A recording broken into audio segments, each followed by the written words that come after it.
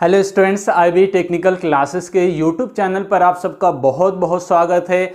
आज आप लोगों के सामने हम फोर्थ सेमेस्टर इलेक्ट्रिकल के अंदर जो transmission and distribution of electrical power पढ़ना है उस सब्जेक्ट का सिलेबस एनालिसिस करने जा रहे हैं। यानी इस सब्जेक्ट के अंदर ट्रांसमिशन एंड डिस्ट्रीब्यूशन के अंदर कौन कौन सा चैप्टर कवर करना है, कितने यूनिट है और उन यूनिट के अंदर क्या क्या चीज़ें पढ़ना है, उसका एक ओवरव्यू देखने जा रहे हैं। तो बहुत ही इंटरेस्टिंग सब्जेक्ट है, बहुत प्रैक्टिकल सब्जेक्ट है। यानी चारों तरफ आप जो देख रहे हैं, यानी टावर देख रहे हैं, पोल देख रहे हैं, इंसुलेटर देख रहे हैं, कंडक्टर, वो उन सब से मिलकर ये सब्जेक्ट बना है जिसका नाम ट्रांसमिशन एंड डिस्ट्रीब्यूशन दिया गया है। तो इस सब्जेक्ट के अंदर टोटल इस बार आप लोगों को 6 यूनिट पढ़ना है। टोटल 6 यूनिट है जो कि इस पूरे सेमेस्टर के अंदर, इस पूरे सब्जेक्ट के अंदर आप लोगों को कवर करना है। जिसमें जो पहला सब्जेक्ट यानी पहला यूनिट है इस सब्जेक्ट के अंदर, उस यूनिट का नाम है introduction of transmission and distribution.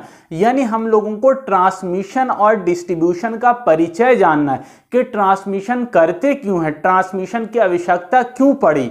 और उसके बाद हम लोगों को पढ़ना है इस पहले यूनिट के अंदर ट्रांसमिशन लाइन को कितने कैटेगरी के अंदर बांटा गया है।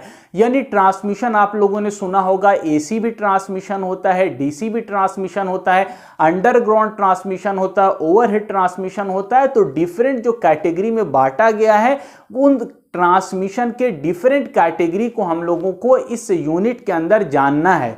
इसके अलावा वोल्टेज रेटिंग क्या होगा, उस वोल्टेज रेटिंग की लिमिट क्या है, हाई वोल्टेज रखेंगे तो क्या बेनिफिट होगा, और हम लोगों को वोल्टेज की सीमा कहां तक हाई रख सकते हैं। बहुत सारी जानकारी हम लोगों को बेसिक इंफॉर्मेशन इस यूनिट 1 के अंदर, चैप्टर 1 के अंदर यानी पढ़ना है, जो कि पूरा कंप्लीट ट्रांसमिशन एंड डिस्ट्रीब्यूशन का इंट्रोडक्शन होगा, परिचय होगा। ज्यादा बड़ा चैप्टर नहीं है, छोटा चैप्टर ये वाला फर्स्ट है, लेकिन सेकंड चैप्टर बहुत इंपॉर्टेंट है और बहुत ही ज्यादा महत्वपूर्ण है। सेकंड यूनिट, जिस यूनिट के अंदर हम लोग को पढ़ना है परफॉर्मेंस ऑफ ट्रांसमिशन लाइन।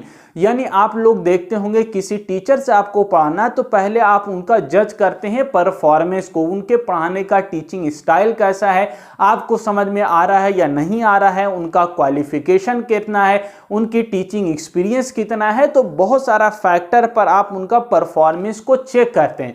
उसी तरह हम लोगों को बच्चों का अगर परफॉर्मेंस चेक करना है तो हम टेस्ट कंडक्ट कराते हैं, हम उनसे क्वेश्चन पूछते हैं, ऑब्जेक्टिव सॉल्व करवाते हैं, बोर्ड पर बताकर उनसे सब्जेक्ट का ओवरव्यू लेते हैं।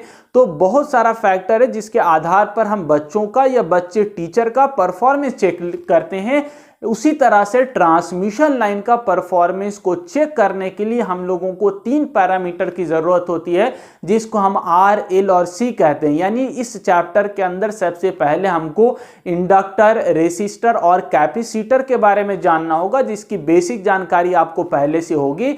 लेकिन यहां पर हम लोगों को ट्रांसमिशन लाइन के अंदर इंडक्टर, कैपेसिटर और रेसिस्टर का क्या इफेक्ट होता है उसको पढ़ना, और इन इफेक्ट की वजह से जो हमारे पास ट्रांसमिशन लाइन के अंदर लॉसेस है या परफॉर्मेंस है उसके बारे में जानना है। यानी ट्रांसमिशन लाइन के परफॉर्मेंस को मेनली तौर से हम लोगों को इस चैप्टर के अंदर चेक करना है।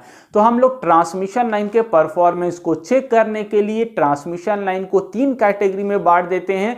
एक को हम लोग शॉर्ट ट्रांसमिशन लाइन कहते हैं, दूसरे को मीडियम ट्रांसमिशन लाइन कहते हैं और तीसरे को लॉन्ग ट्रांसमिशन लाइन कहते हैं। तो मीडियम ट्रांसमिशन लाइन होता है, उसके परफॉर्मेंस को चेक करने के लिए 3 तरह का मेथड अपनाते हैं, जिसको हम लोग नॉमिनल टी मेथड कहते हैं, नॉमिनल पाई मेथड कहते हैं और इनकंडेंसर मेथड कहते हैं। इसी तरह से medium transmission line long transmission line के अंदर डिस्ट्रीब्यूटेड फॉर्म के अंदर ट्रांसमिशन का परफॉर्मेंस चेक किया जाता है, जो कि डिटेल आप लोगों को पता चलेगा जब चैप्टर के अंदर हम लोग जाएंगे। तो इसके अलावा सेकंड यूनिट, सेकंड चैप्टर के अंदर हम लोगों को डिफरेंट इफेक्ट के बारे में पढ़ना है। जैसे आप लोगों ने सुना होगा ट्रांसमिशन लाइन के अंदर कोरोना इफेक्ट होता है, नहीं सुना है तो डिटेल के अंदर हम लोग इस चैप्टर के अंदर जानेंगे ट्रांसमिशन लाइन के अंदर कोरोना इफेक्ट क्या होता है, कैसे कम किया जाएगा और उसका इफेक्ट ट्रांसमिशन लाइन पर क्या होगा।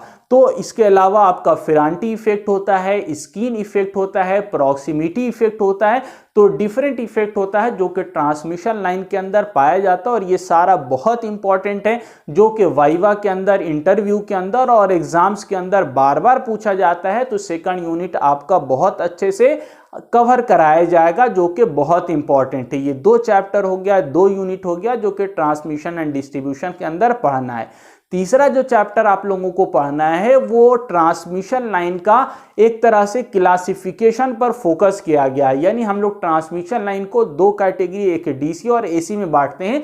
तो उसी ट्रांसमिशन को जो डीसी होता है उसको हम लोग एचवीडीसी सिस्टम कहते हैं, और जो एसी होता है ईएचवीएसी कहलाता है, यानी extra high voltage AC transmission. और एचवीडीसी का फुल फॉर्म होता है हाई वोल्टेज डीसी ट्रांसमिशन।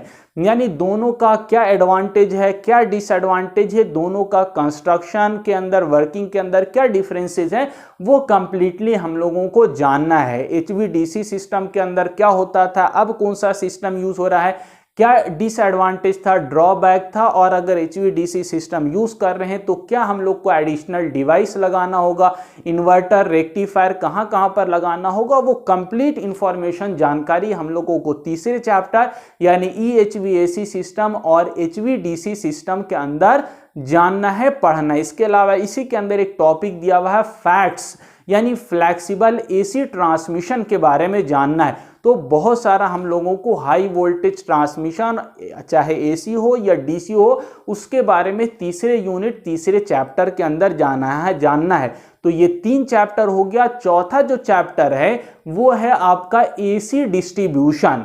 पहले आप लोगों के सीनियर को डीसी डिस्ट्रीब्यूशन भी पढ़ना होता था, लेकिन आपके सिलेबस से हटा दिया गया है, केवल एसी डिस्ट्रीब्यूशन पढ़ना है, क्योंकि आजकल जो यूज हो रहा है वो केवल एसी डिस्ट्रीब्यूशन यूज हो रहा है।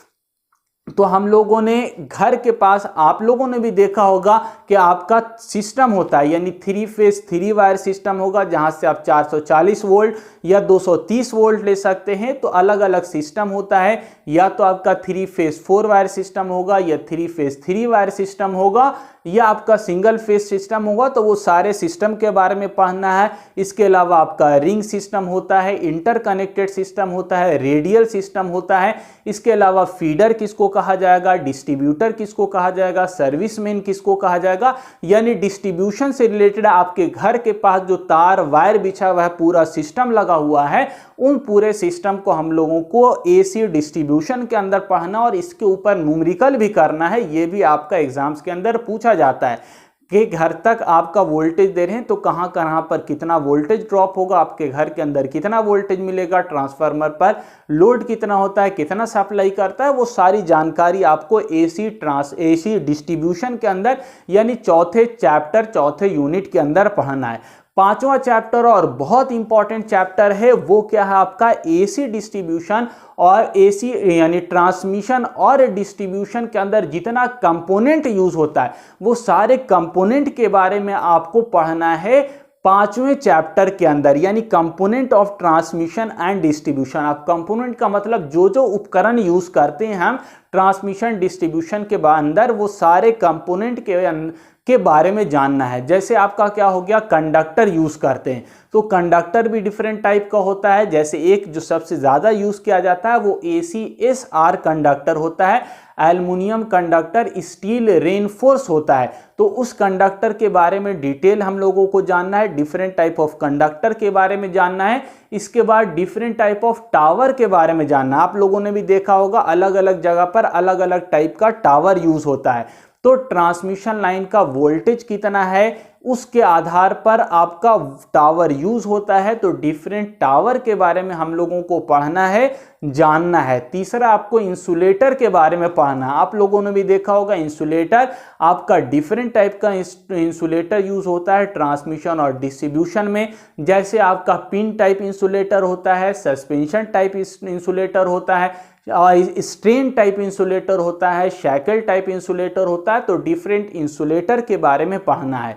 तो ये आपका कंडक्टर, इंसुलेटर और टावर की बात होगी। इसके अलावा आपका ये सैग एंड कैलकुलेशन, टेंशन एंड सैग एक टॉपिक है जो कि बहुत इंपॉर्टेंट है, यानी तार के अंदर जो झुकाव होता है, ढीलापन होता है, लूजनेस होता है, उसके बारे में हम लोगों को इसी चैप्टर के अंदर पढ़ना है। तो बहुत सारी जानकारी, बहुत सारा कंसेप्ट, बहुत सारा कंपोनेंट के बारे में आपको इस 5th चैप्टर के अंदर पढ़ना है, जो कि ट्रांसमिशन एंड डिस्ट्रीब्यूशन का एक इंपॉर्टेंट चैप्टर है।